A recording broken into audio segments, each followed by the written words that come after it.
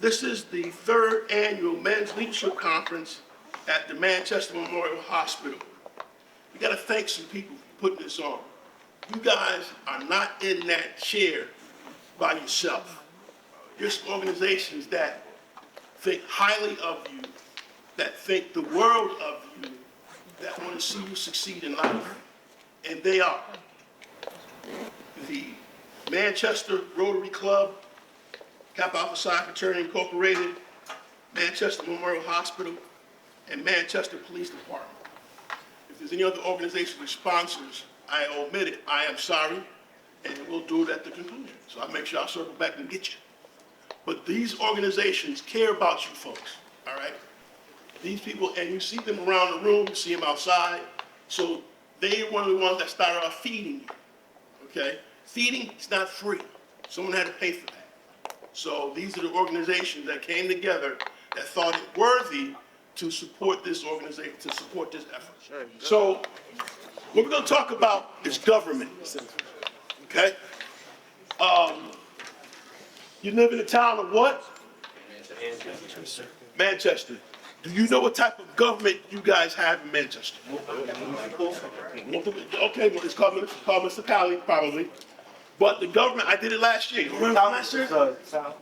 Town manager. That's, you were close, you remember from last year. So, what that is town manager form of government. So, the town manager form, that's how it's structured. Now, what that is, first of all, what happened 2 weeks ago, Tuesday? Okay, say it again. Speak up, say it. Somebody got elected. Okay, now, there was an election in your town 2 weeks ago, Tuesday. Okay? That was, they called the local government, the municipal government. So in government, this is the structure. You have local, municipal government right here. The next tier, you have state government, okay? The next tier on that will be what? Presidential, but what is it called? Say it. Federal. Federal, good. So we got 3 tiers of government, all right? Why is it important for you to know your government? Say it again, say it, Corey. What Corey said is find out who's leading you. All right, find out who is your leader in your local area, okay? All right, so, but now, when you turn 18, what must you do? There's 2 things you gotta do. Somebody said it. Register to vote, and what else? Sam said it. Say it again, Sam. You gotta register for federal service. Now, if you don't register for federal service, what could you lose? Not citizenship, but you're something else. You're close. You're right. What kind of right? Not Miranda, right? That's close. When you try to go to school to do what? Learn, get an education, money. All right, what kind of money comes with that? You guys already talked about it. Financial aid. Does that sound familiar from the last workshop? In order to get the financial aid dollars, you have to be registered with federal service. Okay? Now, we don't have a draft, but in order for you to get that financial aid monies, that's one of the things you have to do as a young man at 18. Register for selective service. That means going into the military. Okay? But you don't have to go into the military, you just have to register. There are a lot of incentives and benefits by going to the military. I'm gonna do my little military thing right now because my college roommate retired as a full bird colonel in the military.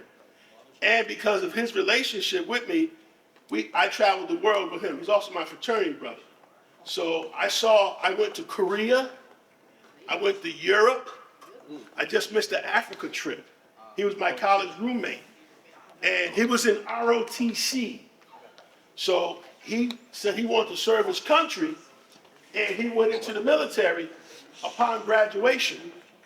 And he went into the military as, you want to throw that at me? He went into the military as an officer, and he kept going up. When 9/11 hit, you guys remember 9/11? He worked at the Pentagon. So, okay. So when 9/11 hit, his office was at the opposite end of where the plane went into the Pentagon. So I couldn't talk to him for like 2 days because he was on a lockdown. But my college roommate was at the Pentagon during 9/11. You have cyberspace, cyber intelligence. That is the biggest, I think that might be the #1 job right now that's out there. Because it deals with computers, and it deals with taking care of the safety of this beloved country that we live in. All right? And we're getting so much infiltration, everybody's trying to hack into our system. I did 30 years in the state of Connecticut as an employee for the state of Connecticut. And every couple months, we would have training on making sure people can't break into the state system, the state computer system. So there are so many jobs in cyber intelligence, and you can get training and make good money in the military as a career for that. Okay? And then you can take that career set and then get out of the military and come in private practice. You can work for a corporation, you can work for government, you can work for a county. You know, there's a lot of opportunities in cyber intelligence. Okay? Cyber intelligence. That's something if you like doing the video games, if you like doing computers and stuff like that. All right? All right. So what you want to do too is that they'll pay for your education if you're in the military. Okay? You guys heard that before? Yeah, all the time. Oh, they'll pay for you if you go to the military. They'll pay for your education. Yeah, I heard that. GI Bill. And if you go in college, you can go through the ROTC program, like I was telling you about with my roommate, and you go in as an officer. You go to officer training school, you go in as an officer, not as an enlisted man or person, you kind of go in as an officer. Higher rank, more what? Money. Money. So you got, as you're thinking about your next steps, those juniors and seniors, even sophomores, you think about your next steps in life. These are, you come to these programs, and this is where you kind of get that information, right? And then, the school probably give you some more too, but at least we'll put somebody in front of you. No, we don't do that. We gotta work on that. We gotta work on that. So, but the thing is, we'll bring people in front of you that have that expertise. Okay? Have expertise. So, here we go. Going back to government. You with me? You hang with me? You still with me? All right, cool. The governor, he or she, because Connecticut has a lot of female governors, right? Yeah. He or she is responsible for operating or governing the state of Connecticut. Okay? So how many states are there in the United States of America? Thank you. How many governors do you think we have? Should. Now, do we have any territories that we're responsible for? Yes. Okay, say again. Puerto Rico, Mexico. Okay. What else? Hawaii. Nope. Hawaii is what? Son. Hawaii's a state. Yes. How many governors do you think we have? And then, so we got 50 states, 50 governors. 7 years. But we also in charge of Puerto Rico and what else? Anybody from the Virgin Islands? Right. Virgin Islands? Okay, okay. So the Virgin Islands, they have governors, it's the same kind of, it's called a democratic form of government. Okay? So with that, you have, how many parties do we have in government? How many parties? When you hear the word parties, I'm gonna give you a hint. There are two major parties, two. Republican and Democrat. Okay, say it again loud. Republican and Democrat. Perfect. And then you have a third one, which is, say it again. All right. Now, the independent party can have multiple layers of independent parties. Okay? In Hartford, the election, they had 3 independent parties on the ballot a couple weeks ago. So in the independents, you can go you can have certain other groups. Green Party, Tea Party, heard that word before? Tea Party, those are all independent forms of parties. And they can have candidates, right? So, you got the Democrats, you got the Republicans, and you got the independents. Now, with the party system, you can only vote at a primary. Okay, there's a thing called elections. Just had elections. There's a primary prior to the elections. It's like the pre-election. You have to register, you have to be able to register for a particular party in order to vote in that particular primary. So I'm a Democrat, I can only vote in the primary for Democrats.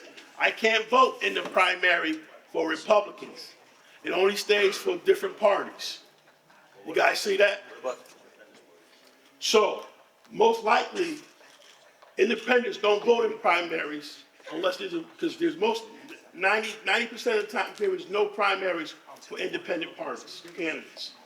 Good question. Very good question. Okay? Okay? So, when you turn 18, what do you got to do? Register to vote and register for elective services. Now, when you vote, when you go vote, do you know where to vote? Your local high school or school. So your local high school or school. Now, there should be something in your school for all people that turn 18. There should be a voter registration card that's how you vote. That's how you register to vote. For voter registration card. That card should be in your school. If not, you have to go to town hall and the registrar of voters will give you that form. Okay? So where do you gotta go? Town hall. Registrar of voters, they'll give you the form for you to register. Now, when they give you the form, you can say that they'll ask you, Republican, Democrat, or Independent. You have to check one of the 3. Okay, that's how you select your party. Now, people say, well, how do I select the party, right? You're like, how do I select the party, right? Well, it depends on what you believe in, your beliefs. That's one way. Another way is, what may be active in your community, what may be popular in the community. Another way is what your party, what your family may be accustomed to voting for. And then if you want to do some real research, you look at what the parties stand for. Okay? When I say that, you gotta look at the party's philosophy, you gotta look at the party's voting practices, you gotta look at what the party's endorsing. All right? Because in all time, this is how people make the selections. This is how they make the selections.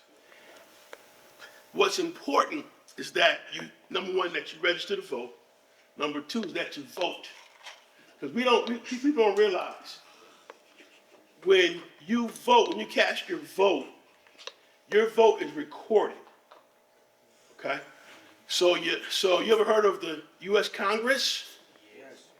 Okay? You have Congress people.